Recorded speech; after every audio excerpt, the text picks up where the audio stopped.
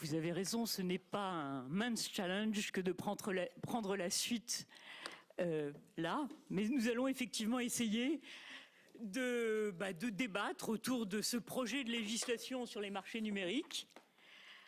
Le petit nom habituel qu'on emploie, c'est DSA pour Digital Service Act. Et l'idée de discuter autour de ce projet de règlement européen, c'est de voir à la fois comment cette régulation et la responsabilisation de ces plateformes, qu'est-ce que ça aurait comme effet. On espère tous, presque tous en tout cas je crois, que ce projet va être adopté prochainement sous la présidence française. L'idée est de voir dans quelles conditions, au fond, si je résume, les consommateurs, les citoyens partagent des contenus en ligne, y accèdent avec un niveau de sécurité, j'ai envie de dire, supérieur à celui qu'il est aujourd'hui. Les mesures les plus importantes concernent essentiellement les réseaux sociaux et les places de marché, mais pas seulement. On y reviendra peut-être. La question de la responsabilité de la régulation, c'est toujours des questions extraordinairement techniques. Et comme les régulateurs aiment le dire, et pas seulement les régulateurs, je crois, le diable est dans les détails. Mais nous n'avons pas le temps de parler de détails aujourd'hui. Et ce que j'aimerais qu'on arrive à faire, au fond, c'est sur un certain nombre de sujets, voir quelles sont les réponses que ce règlement apporte concrètement à des problèmes graves, identifiés, à des scandales plus ou moins récents que nous avons eu l'occasion de voir, d'observer. Au fond, pour beaucoup, la perception du monde numérique, c'est devenu quand même celle d'un monde dangereux. Et c'est d'autant plus grave qu'il est de plus en plus intriqué avec le monde réel, et donc que la confiance dans les institutions en pâtit. C'est toute l'importance de ce texte, le DSA, et aussi l'importance de la promesse de la Commission, et Thierry Breton a l'habitude de dire tout ce qui est interdit dans la vie réelle le sera sur Internet.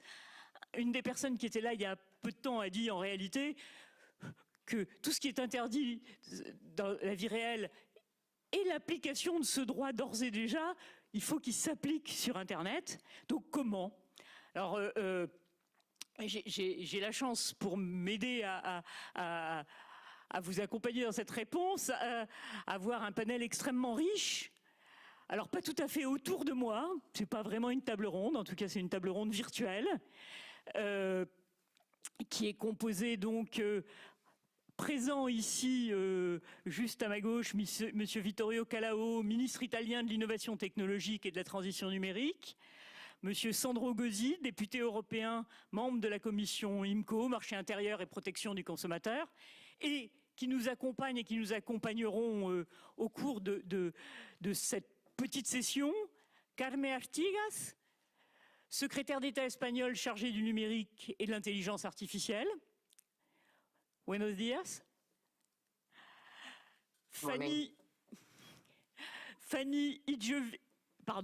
Idjveji, directrice Europe Access Now, spécialiste reconnue des technologies numériques et des problèmes de liberté d'expression. Access Now ayant pour mission de défendre et d'étendre les droits civils numériques des personnes dans le monde. Et enfin, monsieur Thibaut Hugues Delarose, président directeur général de Back Market, une place de marché qu'il aura l'occasion de vous présenter. Moi-même, je suis économiste, ça vous a été dit, et ancienne régulatrice. Donc, je vais essayer effectivement, à ces deux titres, d'organiser ce débat. Nous allons procéder au fond en trois temps. Un premier temps, en très bref, je vais demander à chacun d'entre vous, par ordre alphabétique, ça m'évitera d'avoir à choisir un ordre, puisque chacun d'entre vous va nous dire quels sont les apports et éventuellement les limites que le Digital Service Act apporte, et au fond, quels sont les principaux enjeux du trilogue à venir. Ça, ce sera la première partie. Puis nous essaierons de voir successivement à la fois, effectivement, quels problèmes concrets vise à répondre le Digital Service Act, et ensuite en quoi la régulation proposée y répond effectivement, avec un mot que les anglo-saxons utilisent et qui est, je dois le reconnaître même si je parle en français, je trouve beaucoup plus performant, qui est l'enforcement. Et Donc ce sera le troisième tour, si je puis dire. Donc les deux derniers, après celui-ci, seront plus liés à des questions et des réponses. J'aimerais qu'un débat puisse s'engager à ce propos-là. Donc pour commencer ce premier tour, Madame la secrétaire d'État, est-ce que vous pourriez nous dire effectivement quels sont les apports et les limites du DSA pour vous? Quels sont les principaux enjeux du trilogue à venir? So good morning, good afternoon, and again, good afternoon everyone. Bonjour à tous, c'est un honneur de participer à ce panel et je voudrais partager mon avis sur ces procédures réglementaires et sur ce que nous faisons en ce moment, ce que nous avons déjà atteint et le travail qu'il nous reste. Tout d'abord, nous savons tous qu'au cours des 20 dernières années, un grand nombre de services numériques jouent un rôle important dans nos sociétés, par exemple pour nourrir le débat public, mais aussi les fournisseurs de services publics sont importants dans le domaine du numérique. Ils donnent des services aux consommateurs, ils permettent le commerce et offrent de nouvelles activités économiques.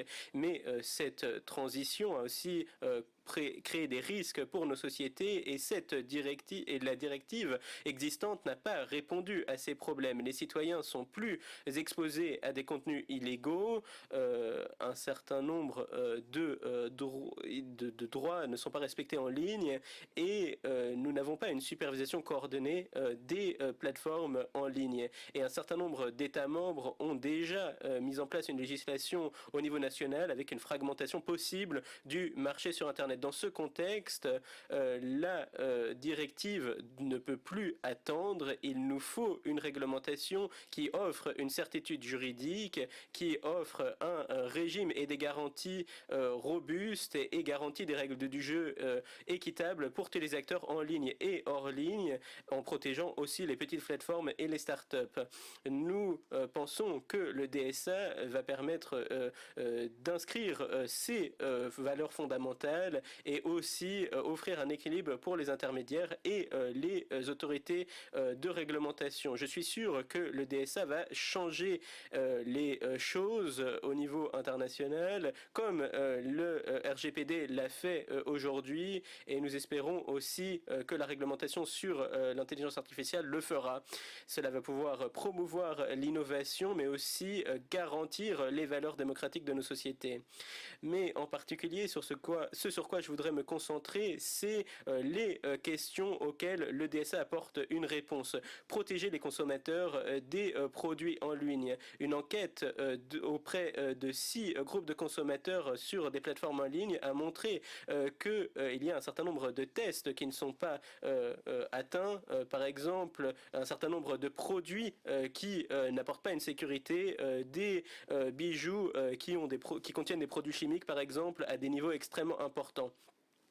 Un certain nombre de recommandations feront en sorte que les plateformes identifient les entreprises qui vendent des produits sur leur plateforme et donc cela nous permettra de lutter contre la contrefaçon et assurer la protection des consommateurs. Mais dans une déclaration partagée avec mes collègues italiens, nous encourageons le renforcement et l'élargissement des obligations de traçabilité liées à cette mesure pour l'appliquer à d'autres intermédiaires au-delà des places de marché en ligne, pour s'assurer que ce qui est illégal hors ligne est aussi illégal en ligne dans tous les cas. Je voudrais finir cette introduction en disant que mettre en place des obligations, c'est très utile, mais il est plus utile de s'assurer qu'elles soient effectivement appliquées. Ce facteur sera au cœur de notre action pour établir le respect des droits individuels et collectifs et nous pensons que les plateformes en ligne de très grande taille sont trop grandes et ont un impact sur les sociétés européennes. Il faut donc s'assurer que les obligations soient appliquées et donc nous soutenons l'action de la Commission européenne dans ce domaine. Merci beaucoup. J'ai oublié de préciser, mais c'était quasiment le cas. Vous avez que 3 minutes pour qu'on puisse ensuite engager un petit débat. Thank you. Merci beaucoup. Alors, ça va être très facile pour moi puisque Carmen a déjà dit tout ce que je voulais dire. En tous les cas, je souhaite dire qu'en tant que gouvernement, nous soutenons pleinement le règlement DSA. Nous sommes vraiment à un moment clé pour augmenter la confiance et la redevabilité en ce qui concerne les nouvelles technologies. Nous allons pouvoir créer des systèmes de redevabilité pour les nouveaux intermédiaires et nous allons pouvoir protéger les consommateurs des contenus de produits qui sont faits partout dans le monde, que ce soit en Italie, en France ou ailleurs. Alors pour nous, il y a vraiment 3 points qui sont particulièrement importants. Tout d'abord, il faut vraiment renforcer la confiance et la protection des consommateurs. Et ici, ce qui est essentiel, c'est ce dont vous avez déjà parlé dans votre introduction. Ce qui est illégal dans le monde réel doit l'être également en ligne. Ensuite, il y a le concept des contenus dangereux. C'est quelque chose qu'il faut bien définir pour protéger les plus vulnérables, les mineurs, ceux qui sont les plus vulnérables dans notre société, en fait. Et nous savons bien que les personnes les plus vulnérables sont d'autant plus en ligne. Et c'est pourquoi nous pensons qu'il est particulièrement important de renforcer les mesures du règlement DSA. En effet, trop de fois par le passé, on a pu voir qu'il y avait un certain nombre de demandes qui avaient été faites. Par exemple, certains produits avaient été retirés de certaines plateformes et puis étaient remis en ligne immédiatement. Et bien souvent, de manière volontaire, ce n'était pas une coïncidence ou un problème. Alors, en ce qui concerne les entreprises, comme Carmen l'a dit, il faut changer le concept et moderniser le concept des PME. En effet, il faut vraiment pouvoir soutenir les plus petites entreprises. Ces petites entreprises ne devraient pas souffrir en fait de charges indues, des obligations que nous sommes en train de créer. Et c'est pourquoi je pense qu'il faut plusieurs niveaux de redevabilité en se fondant sur le type de service, de rôle, de risques qui sont inclus. Et donc il faut une bonne analyse des risques. C'est très important. En effet, nous ne pouvons pas avoir un modèle unique ici. Enfin, il est important de renforcer la coopération.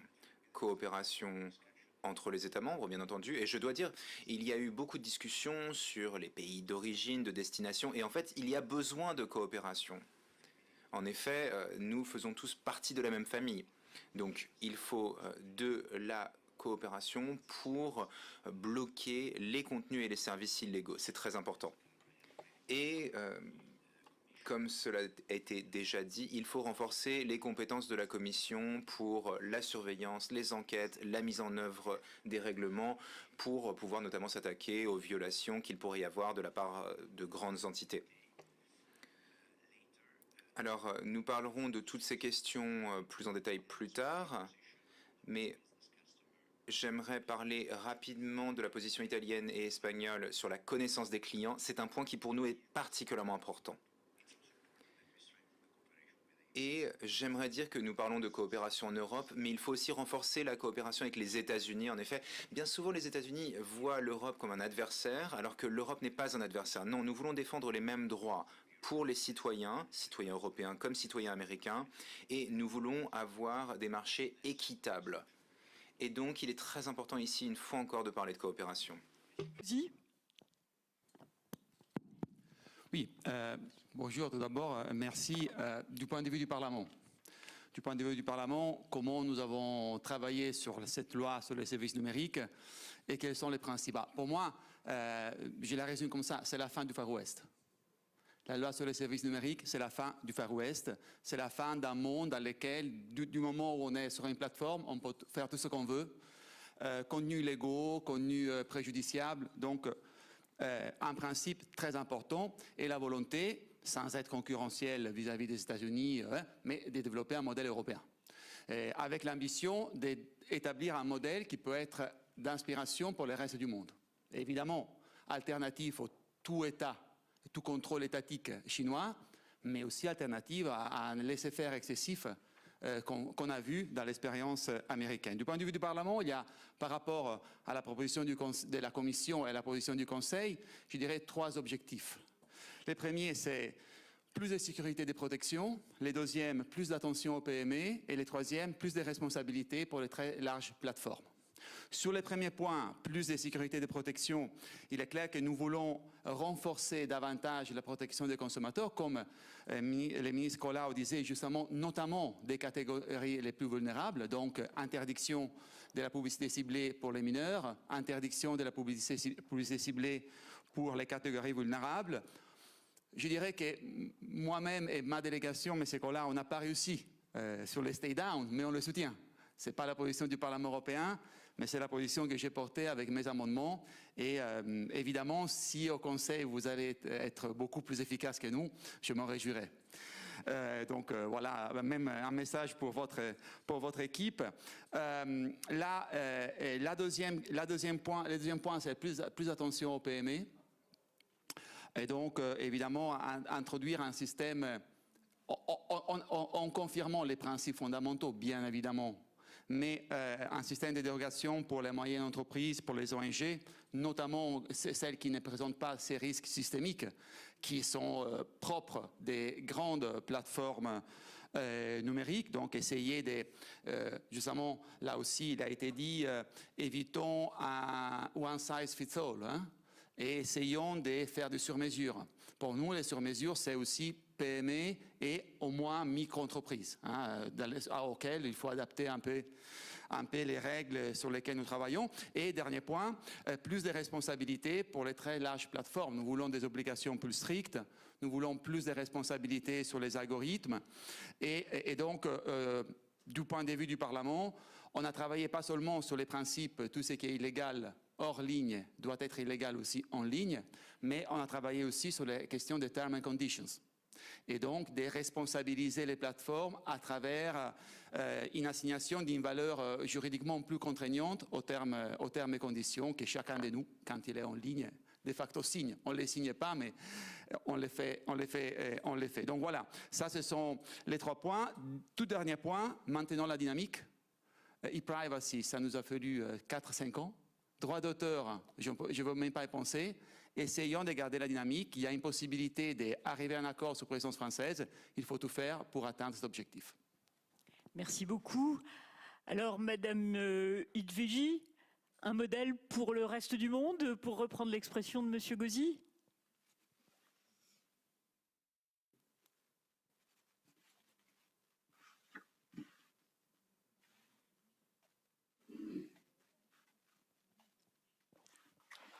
Is it a model for the rest of the world?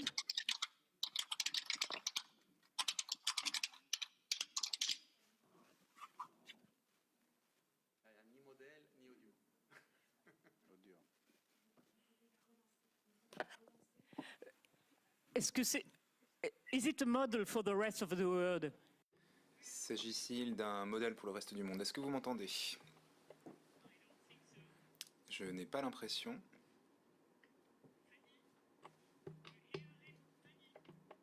Fanny, est-ce que vous m'entendez? C'est directement à Monsieur Hugues Delarose et revenir vers vous une fois que la technique aura vérifié ce qui se passe. Monsieur Hugues Delarose, vous avez un point de vue ce qui est bien centré sur votre business. Et dites-nous un petit peu comment vous voyez le DSA. Thanks for having me. Can you hear me all? Merci de m'avoir invité. Est-ce que vous m'entendez bien? Concernant le règlement DSA, alors je vais vous donner mon point de vue. Vous ne connaissez peut-être pas Back Market, mais nous cherchons à soutenir l'économie circulaire pour les produits technologiques.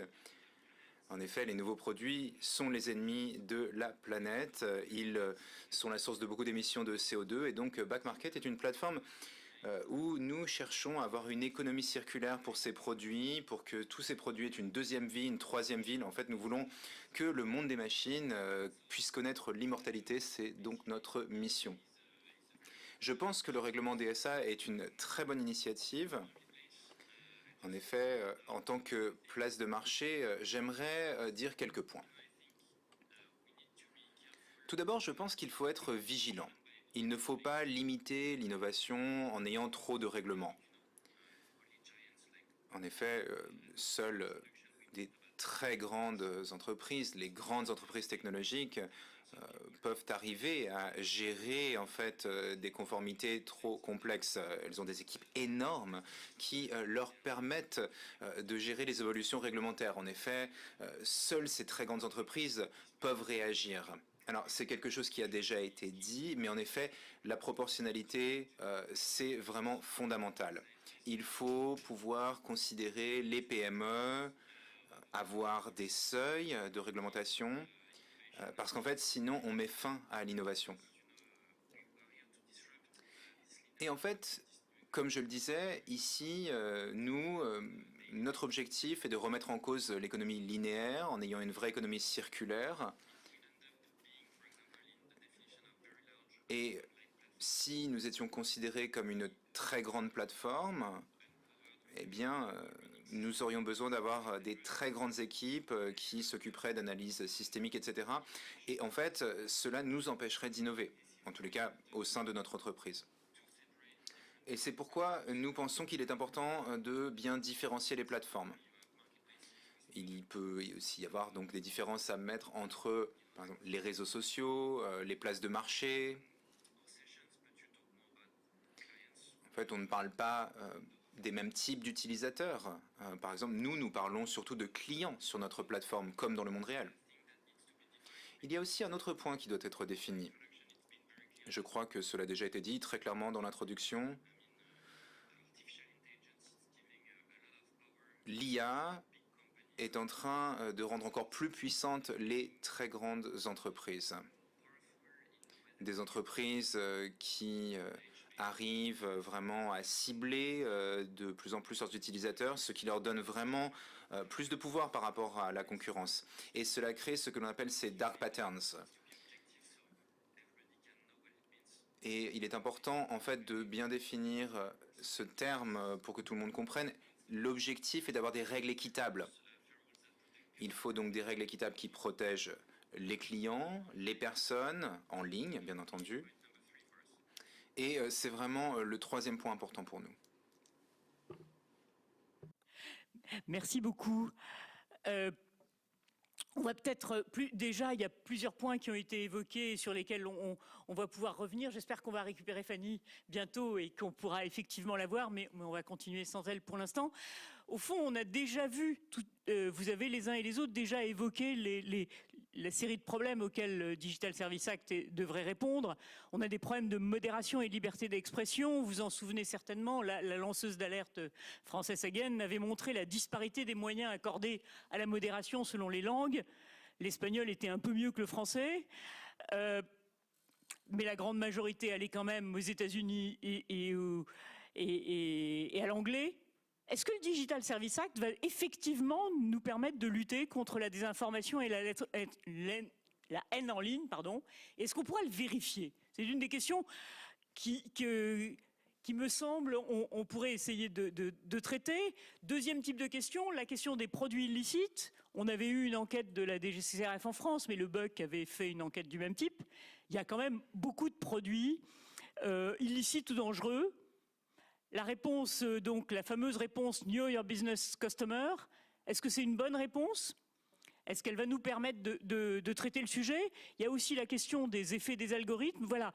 Au fond, il y a toute une série de questions, il me semble, que j'aimerais bien qu'ils soient traitées. Peut-être pour commencer, Madame la secrétaire d'État, Madame Artigas, est-ce que le Digital Services Act va effectivement nous permettre de modifier la situation et de lutter contre la désinformation et la haine en ligne?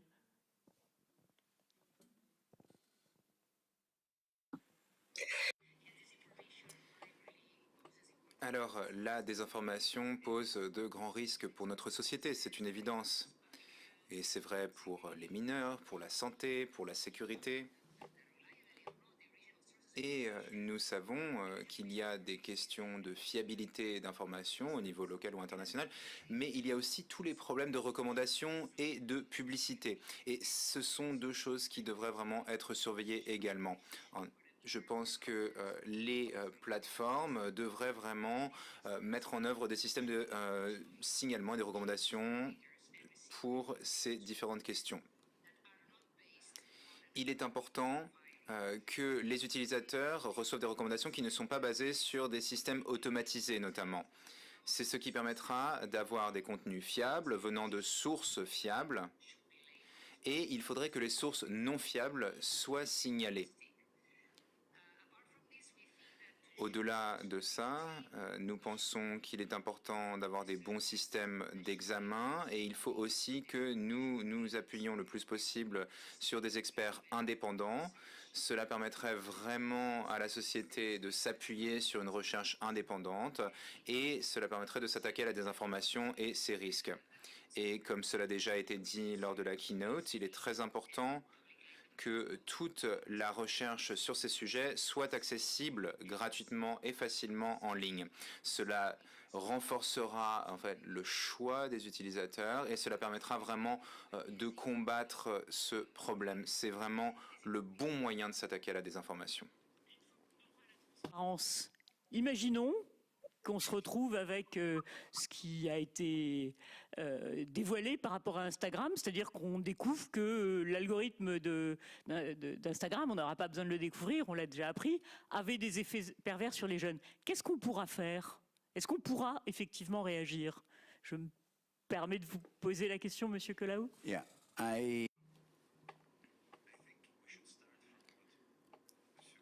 Je pense qu'il faut réagir à ce que M. Gazet vient de dire. Nous sommes à la fin du Far West. Jusqu'à récemment, nous étions en plein Far West. Et pour le moment, nous avons posé beaucoup de questions. Est-ce que le règlement DSA va résoudre les problèmes? Alors, déjà, en fait, avant de répondre à cela, je pense qu'il faut dire que nous sommes arrivés à la fin de cette époque où nous étions en plein Far West. Maintenant, nous avons décidé de mettre en œuvre un nouveau modèle. Pourquoi? Pour beaucoup de bonnes raisons. Et ici, j'aimerais rassurer Thibault. Nous ne cherchons pas à avoir trop de réglementation. Nous ne voulons pas stopper l'innovation. Nous voulons de l'innovation. Mais nous voulons aussi avoir une vraie redevabilité. Et c'est pourquoi nous ne cherchons pas à avoir beaucoup de règlements, non, nous voulons avoir de la redevabilité. Parce qu'en fait, quand les entreprises rempliront leur rôle, suivront ces obligations, nous n'aurons plus besoin d'autant de réglementation. Donc ce qu'il faut faire, c'est aider les institutions européennes à évoluer pour passer en fait d'un univers purement juridique, avec donc des inspections et des réactions juridiques, vers un espace plus technique. Lorsqu'il y aura des principes de redevabilité pour les entreprises qui produisent du contenu, lorsque l'on aura réussi à atteindre la transparence algorithmique, là on pourra agir. On veut savoir ce que font les algorithmes et cela permettra vraiment de bien appliquer les règlements, cela permettra de bien utiliser les ressources. Et comme le professeur Zaroff l'a dit, la personne, c'est le super pouvoir démocratique. Et c'est vraiment ce concept sur lequel on doit s'appuyer. Il faut que l'Union européenne ait les moyens d'arriver à de bons résultats sans avoir trop de règlements. Peut-être pour revenir sur les aspects des produits illégaux et dangereux, Monsieur Hugues Delarose ou Thibault, je vais passer au prénom pour être quand même plus dans le ton. La DGCCRF récemment a montré qu'il y avait énormément de problèmes dans ce genre de situation. Pour vous, est-ce que la solution qu'apporte DSA est à la fois bonne et proportionnée, justement, et nous permettra de sortir de ces situations-là?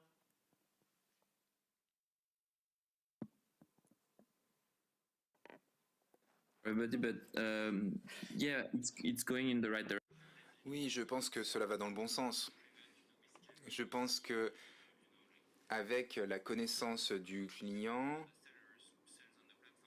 on peut vraiment avancer. Si l'on contrôle ce que font les vendeurs sur une plateforme, eh bien, on peut agir. Il faut s'assurer qu'on a les bons axes de travail pour que les fournisseurs donnent accès à des produits de bonne qualité. Parce qu'en fait, quand on a une place de marché, la seule chose que l'on veut, c'est d'avoir une marque forte, d'avoir des clients qui reviennent pour qu'ils réutilisent vos services. Et donc, pour cela, Il faut s'assurer que ces principes de connaissance du client sont respectés. C'est un très bon début. En effet, sur les plateformes, généralement, il y a assez peu de mise en œuvre de ces principes. Et en fait, sur notre plateforme, nous avons déjà beaucoup agi à ce propos. Et donc pour nous, ce ne sera pas très complexe de mettre en œuvre les nouveaux principes de bonne procédure qui sont liés au règlement DSA.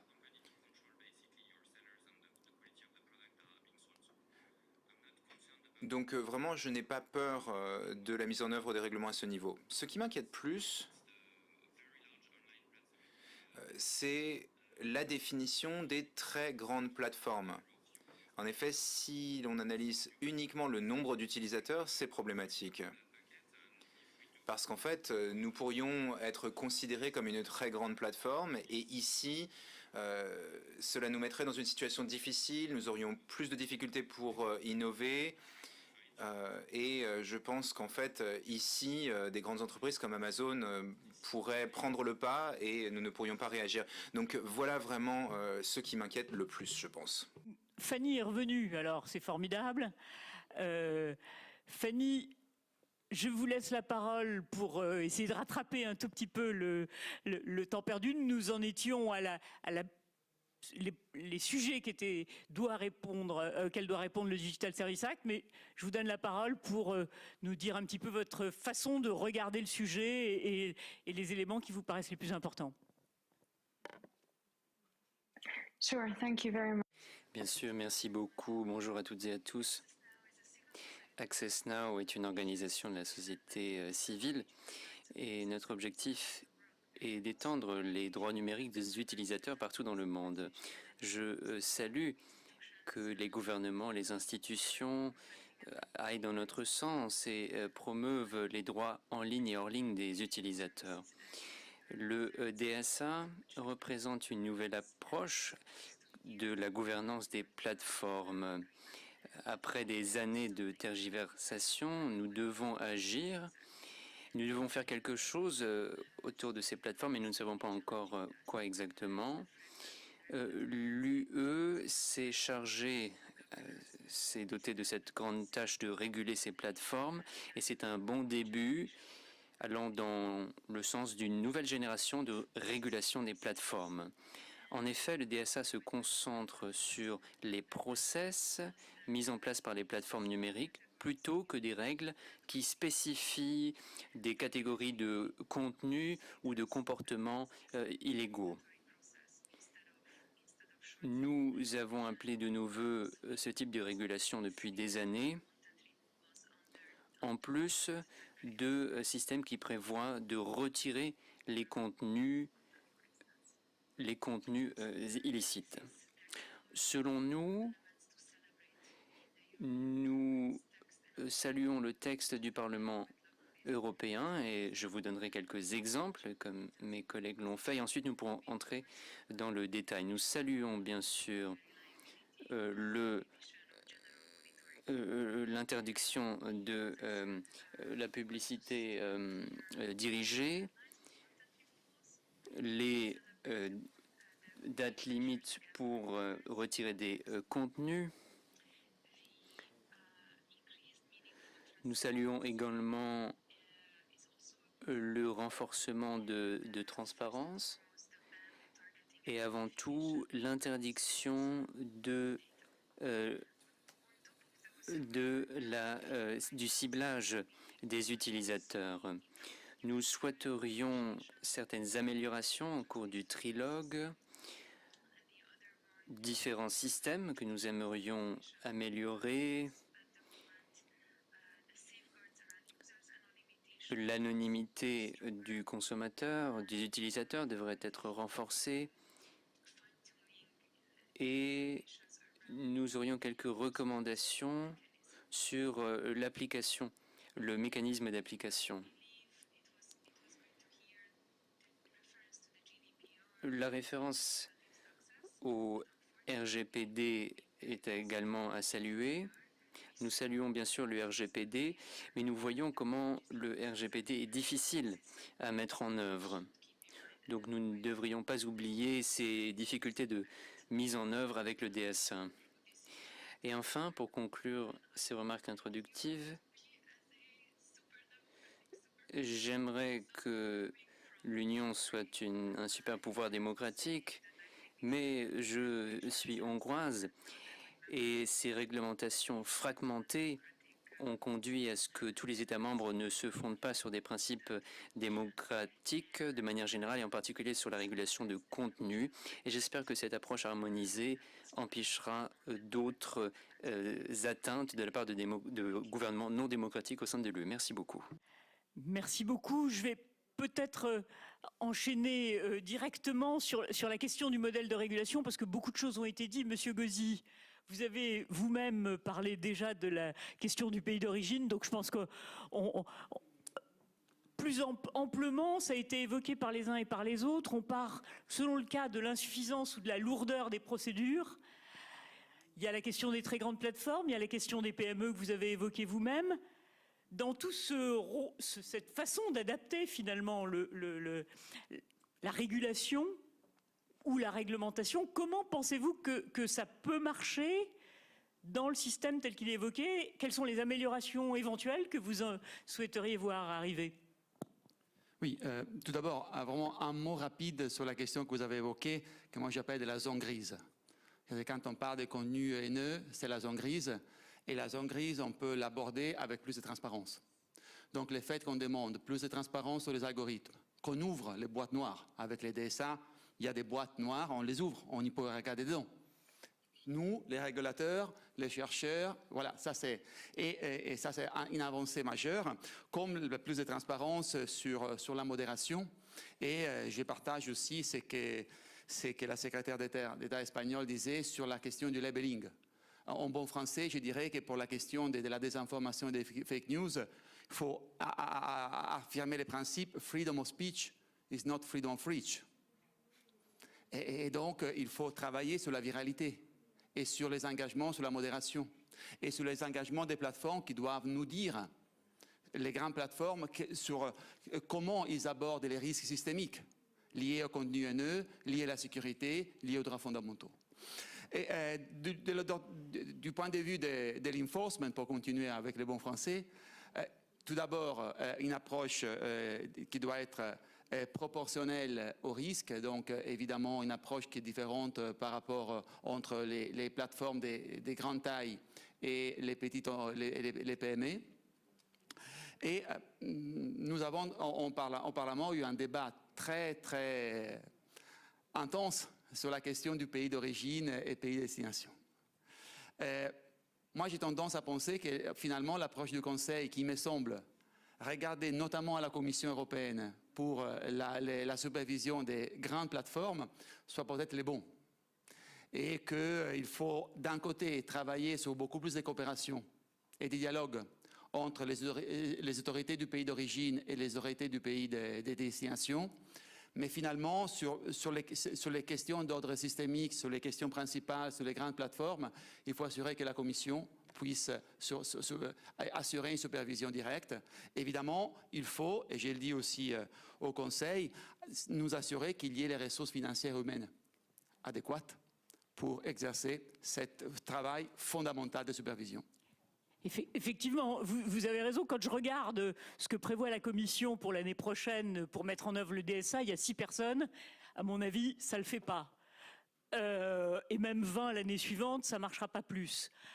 Donc il y a un vrai sujet. Je suis ravi de constater, mais Monsieur le Ministre l'avait déjà dit, que ce sujet est sur la table. Mais je voudrais revenir, peut-être Fanny pourra nous aider à répondre. Moi, j'avoue que quand on attend des plateformes systémiques qu'elles nous disent, elles, quels sont les risques, j'ai un petit scepticisme. D'ailleurs, Frances Haugen, au moment où elle était interviewée, avait dit que pour elle, les expertises payées par les entreprises étaient quand même quelque chose qui était difficile à manipuler. Donc, pourquoi finalement, je m'adresse à vous deux, à Madame la secrétaire d'État, pourquoi finalement, aussi bien au Parlement qu'au Conseil, cette idée de renforcer, enfin, que les expertises ne soient pas des expertises public ou d'experts externes n'a pas du tout été reprise. C'est une idée qu'elle a lancée que personne n'a reprise. J'ai été étonné de le constater. Je ne sais pas si quelqu'un veut répondre plus que peut-être Fanny, vous avez un droit de tirage, vous êtes intervenu en dernier. Sure, thank you. Oui, je vous remercie beaucoup.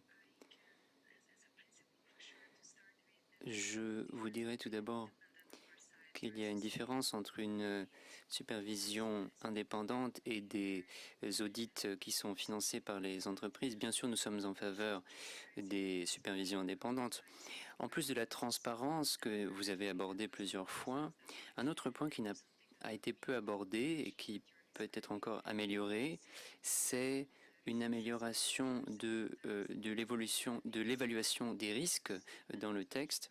Nous souhaiterions des évaluations contraignantes en matière de droits de l'homme. C'est une disposition présente dans la réglementation sur l'intelligence artificielle. Les intervenants ont abordé cette question également, et je souhaiterais souligner que nous devrions travailler dans le sens que nous espérons qu'il n'y aura pas d'exemption pour les médias et que ce point ne sera pas de nouveau présent dans le texte pendant le trilogue.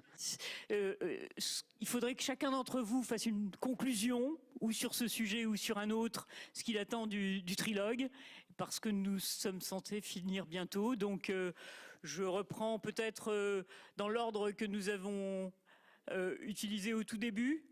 Madame la secrétaire d'État? Yes.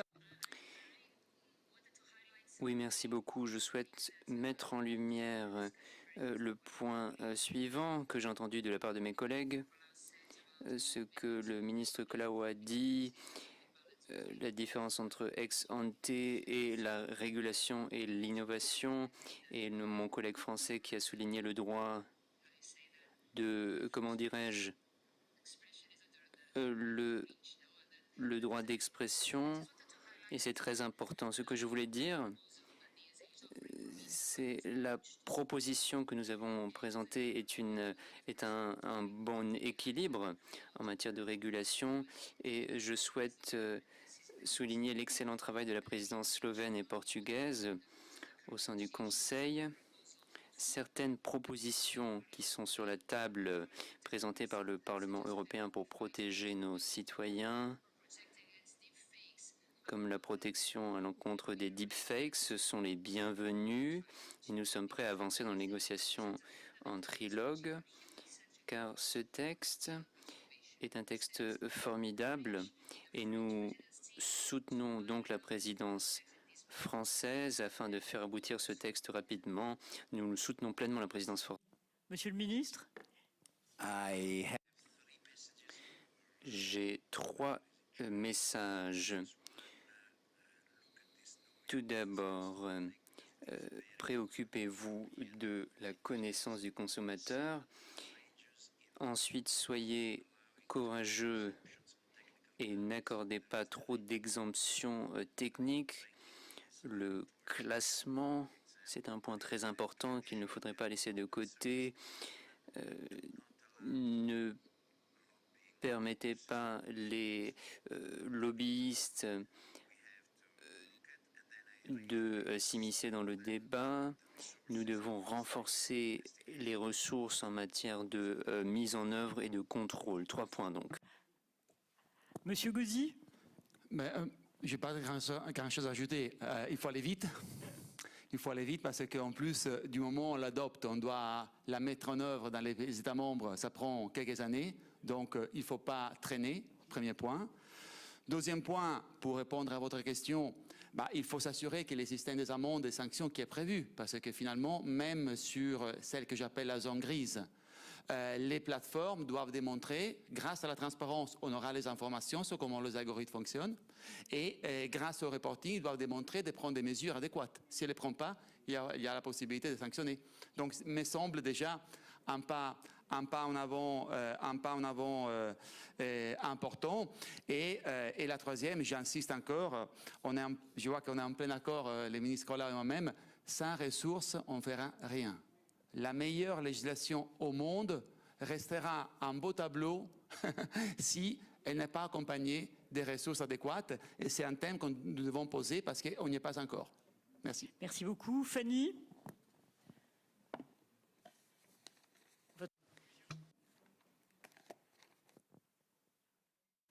I think my mic, yes, okay. So, En conclusion, je me concentrerai sur l'application.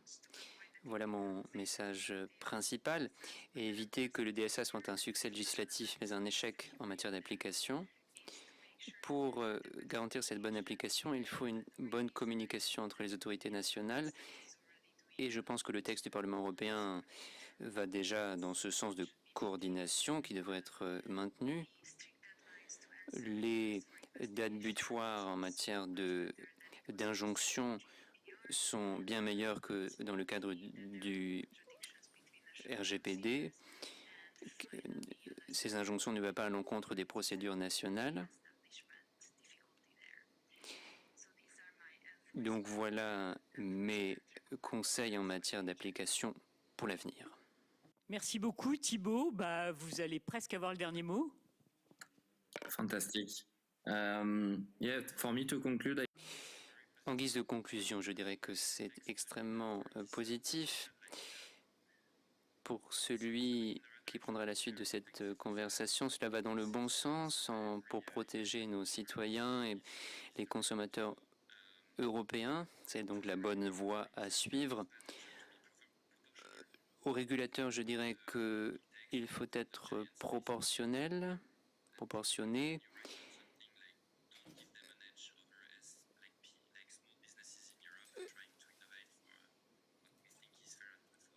Il faut distinguer bien sûr entre les grandes et les petites entreprises et pas donner un avantage aux géants du numérique. Je commençais en disant que je croyais que presque tout le monde souhaitait que le DSA avance. Là, la conclusion, elle est évidente.